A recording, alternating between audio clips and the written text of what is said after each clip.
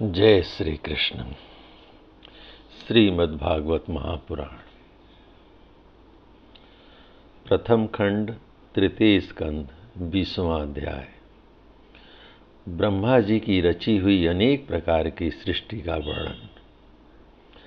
सौनक जी कहते हैं, सूत जी, पृथ्वी रूप आधार पाकर स्वयंभू मनु ने आगे होने वाली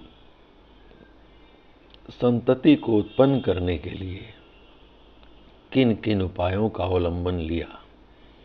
विदुर जी बड़े ही भगवत भक्त और भगवान श्री कृष्ण के अनन्य सुहृद थे, इसलिए उन्होंने अपने बड़े भाई धृतराष्ट्र को उनके पुत्र दुर्योधन के सहित भगवान श्री कृष्ण का अनादर करने के कारण अपराधी समझकर त्याग दिया था। वे महर्षि द्वैपायन के पुत्र थे और महिमा में उनसे किसी प्रकार कम नहीं थे, तथा सब प्रकार भगवान श्री कृष्ण के आश्रित और कृष्ण भक्तों के अनुगामी थे। तीर्थ सेवन से उनका अंतःकरण और भी शुद्ध हो गया था। उन्होंने कुशवार्थ क्षेत्र अर्थात हरिद्वार में बैठे हुए तत्वज्ञानियों में श्रेष्ठ मैत्रेय जी के पास जाकर पूछा, सूत जी, उन दोनों में वार्तालाप होने पर श्री हरि के चरणों से संबंध रखने वाली बड़ी पवित्र कथाएं हुई होंगी, जो उन्हीं चरणों से निकले हुए गंगा जल के समान संपूर्ण पापों का नाश करने वाली होंगी।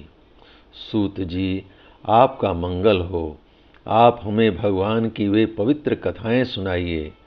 प्रभु के उदार चरित्र तो कीर्तन करने योग्य होते हैं। भला ऐसा कौन रसिक होगा जो श्री हरि के लीलामृत का पान करते करते तृप्त ना हो जाए।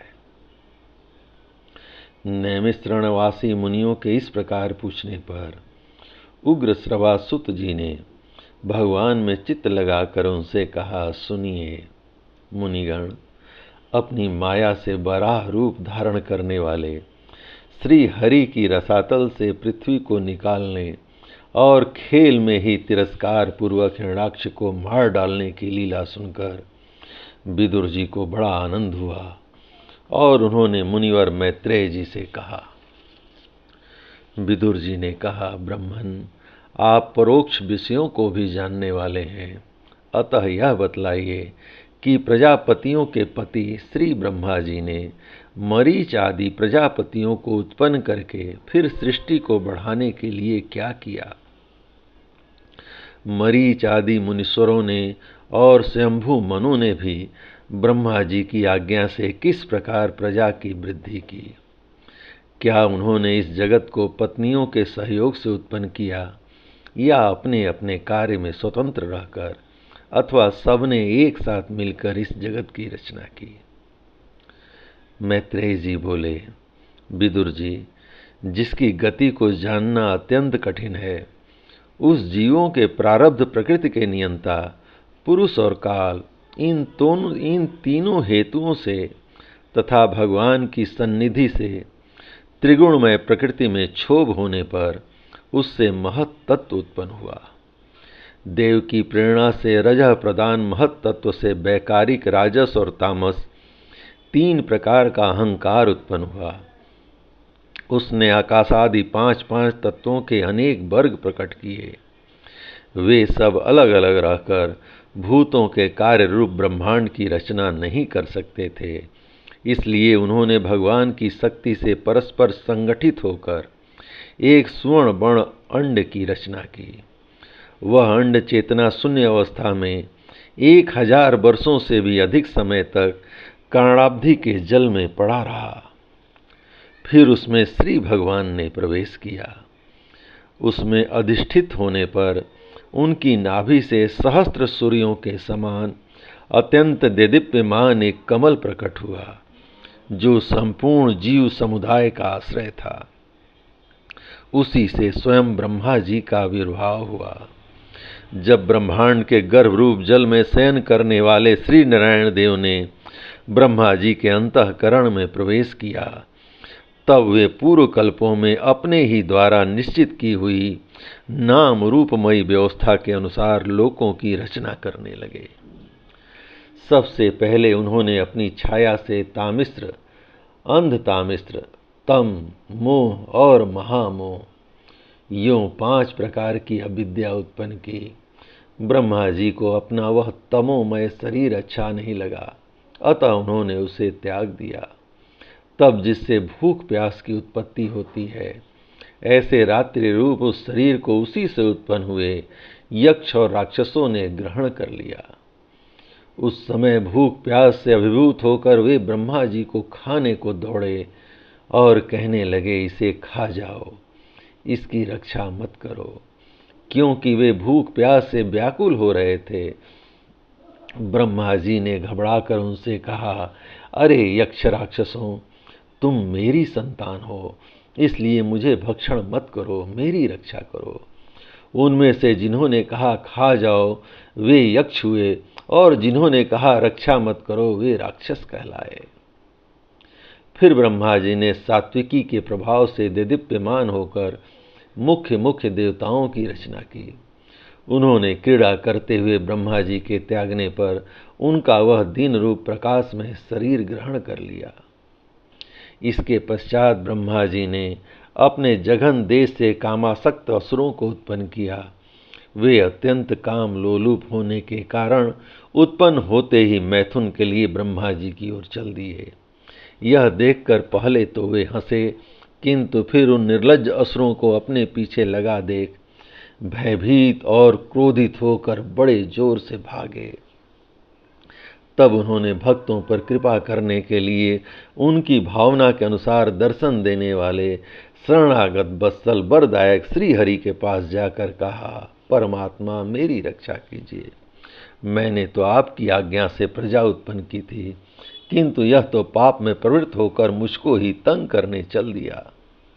नाथ, एकमात्र आप ही दुखी जीवों का दुख दूर करने वाले हैं, और जो आपकी चरण शरण में नहीं आते उन्हें दुख देने वाले भी एकमात्र आप ही हैं।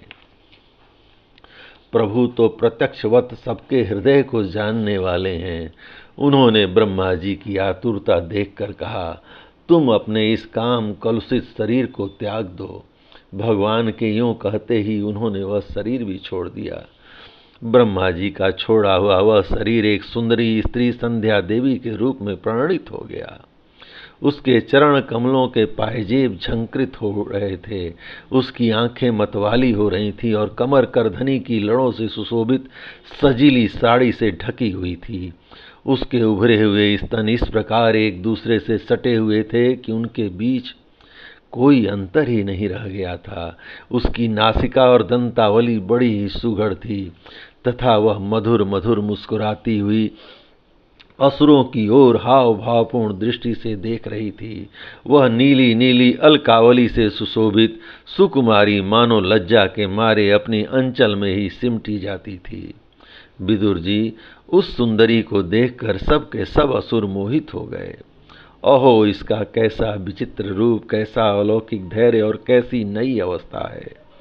देखो, हम काम पीड़ितों के बीच में यह कैसी बेपरवाह सी विचर रही है।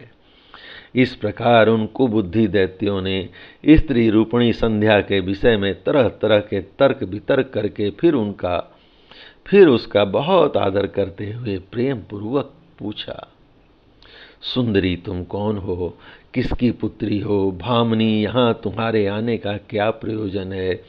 तुम अपने अनूप रूप का यह बेमौल सौदा दिखाकर हम अभागों को क्यों तरसा रही हो? अबले तुम कोई भी क्यों न हो, हमें तुम्हारा दर्शन हुआ, यह बड़े सौभाग्य की बात है। तुम अपनी गेंद उछाल उछाल कर तो हम दर्शकों के मन को मथे डालती हो। सुंदरी, जब तुम उछलती हुई गेंद पर अपनी हथेली की थपकी मारती हो तब तुम्हारा चरण कमल एक जगह नहीं ठहरता। तुम्हारा कटी प्रदेश स्थूल स्तनों के भार से थक सा जाता है और तुम्हारी निर्मल दृष्टि से भी थकावट झलकने लगती है। अहो, तुम्हारा केश पास कैसा सुंदर है। इस प्रकार स्त्री रूप से प्रकट हुई उस सायंकालीन संध्या ने उन्हें अत्यंत कामासक्त कर दिया और उन मूढ़ों ने उसे कोई रमणी रत्न समझकर ग्रहण कर लिया। तदंतर ब्रह्मा जी ने गंभीर भाव से हंसकर अपनी कांतिमयी मूर्ति से, जो अपने सौंदर्य का मानो आप ही आप आस्वादन करती थी, गंधर्व और अप्सराओं को उत्पन्न किया। उन्होंने चंद्रिका रूप अपने उस कांति में प्रिय शरीर को त्याग दिया। उसी को विश्वा, वसु आदि गंधर्वों ने प्रसन्नता पूर्वक ग्रहण किया। इसके पश्चात भगवान ब्रह्मा ने अपनी तंद्रा से भूत पिशाच उत्पन्न किए। उन्हें दिगंबर, वस्त्रहीन और बाल बिखेरे देख उन्होंने आंखें मूंद ली। ब्रह्मा जी के त्यागे हुए उस जम्हाई रूप शरीर को भूत पिशाचों ने ग्रहण किया। इसी को निद्रा भी कहते हैं, जिससे जीवों की इंद्रियों में शिथिलता आती देखी जाती है। यदि कोई मनुष्य जूठे मुंह सो जाता है तो उस पर भूत पिशाच आदि आक्रमण करते हैं, उसी को उन्माद कहते हैं। फिर भगवान ब्रह्मा ने भावना की कि मैं तेजोमय हूँ और अपने अदृश्य रूप से साध्यगण एवं पितृगण को उत्पन्न किया। पितरों ने अपनी उत्पत्ति के स्थान उस अदृश्य शरीर को ग्रहण कर लिया। इसी को लक्ष्य में रखकर पंडित जन श्रद्धादि के द्वारा पितर और सांध्य गणों को क्रमशः कव्य और हव्य अर्पण करते हैं। अपनी तिरोधान शक्ति से ब्रह्मा जी ने सिद्ध और विद्याधरों की सृष्टि की और उन्हें अपना वह अंतर्धान नामक अद्भुत शरीर दिया। एक बार ब्रह्मा जी ने अपना प्रतिबिंब देखा, तब अपने को बहुत सुंदर मानकर उस प्रतिबिंब से किन्नर और किम पुरुष उत्पन्न किए। उन्होंने ब्रह्मा जी के त्याग देने पर उनका वह प्रतिबिंब शरीर ग्रहण किया। इसलिए ये सब उस काल में अपनी पत्नियों के साथ मिलकर ब्रह्मा जी के गुण कर्मादि का गान किया करते हैं। एक बार ब्रह्मा जी ने सृष्टि की वृद्धि न होने के कारण बहुत चिंतित होकर हाथ पैर आदि अवयवों को फैलाकर लेट गए और फिर क्रोध बस उस भोग में शरीर को त्याग दिया।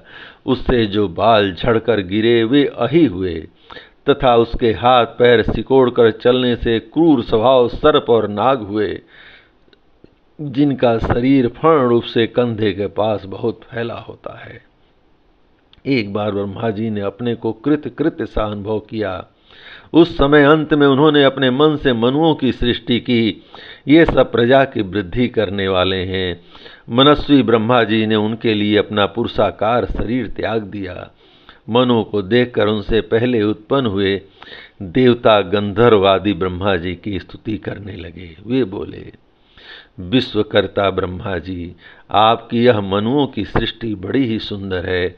इसमें अग्निहोत्र आदि सभी कर्म प्रतिष्ठित हैं। इसकी सहायता से हम भी अपना हर विभाग ग्रहण कर सकेंगे।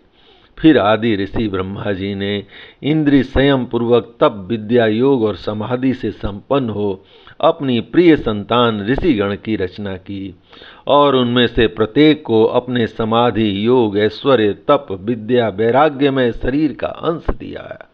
जय श्री कृष्ण। इस प्रकार भगवान श्री कृष्ण की कृपा से श्रीमद् भागवत महापुराण प्रथम खंड तृतीय स्कंद का 20वां अध्याय संपूर्ण हुआ। जय श्री कृष्ण।